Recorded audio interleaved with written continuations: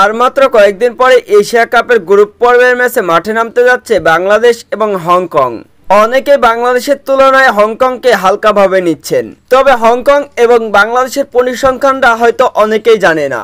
বাংলাদেশের এখনকার থেকে অনেকটাই শক্তিশালী টিম ছিল 2014 সালে।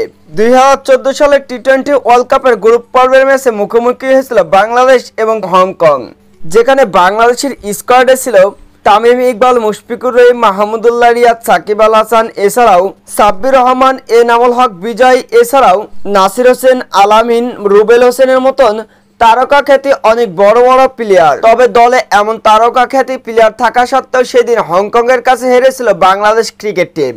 তামিম ইকবাল, সাব্বির রহমান, রুমনরা সেদিন অসহায়ভাবে আত্মসমর্পণ করে হংকং এর বোলারদের কাছে। হংকং এর বিপক্ষে টি-20 ওয়ার্ল্ড কাপের গ্রুপ পর্বের ম্যাচে ব্যাটিং করতে নেমে মাত্র 108 রানে অল আউট হয়ে যায় বাংলাদেশের ব্যাটিং লাইন আপ। বাংলাদেশের শক্তিশালী ব্যাটিং লাইন আপ সেদিন ধসে যায় হংকং এর বোলারদের কাছে, যেখানে ব্যাটিং হিসেবে ওপেনিংয়ে ব্যাটিং করতে এসেছিলেন তামিম ইকবাল, এনামুল হক বিজয়ের মতন শক্তিশালী ব্যাটাররা।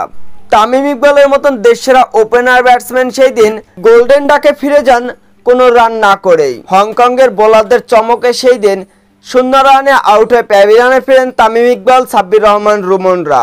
মাত্র 3 রানে 2 উইকেট হারিয়ে এই দিন বিপাকে পড়ে গিয়েছিল বাংলাদেশের ব্যাটিং লাইন আপ। এরপরে এনামুল হক বিজয় এবং সাকিব আল হাসান অবশ্য দলের হাল ধরে। দলীয় 51 রানের মাথায় এনামুল হক বিজয় তিনি আউট হয়ে প্যাভিলিয়নে ফিরলে মুশফিকুর রহিম, সাকিব আল হাসান জুটি বাঁধে আবারও। মুশফিকুর রহিম তিনি 18 বলে 23 রান করে প্যাভিলিয়নে ফিরলে ব্যাটিং বিপর্যয়ে পড়ে বাংলাদেশি ব্যাটাররা।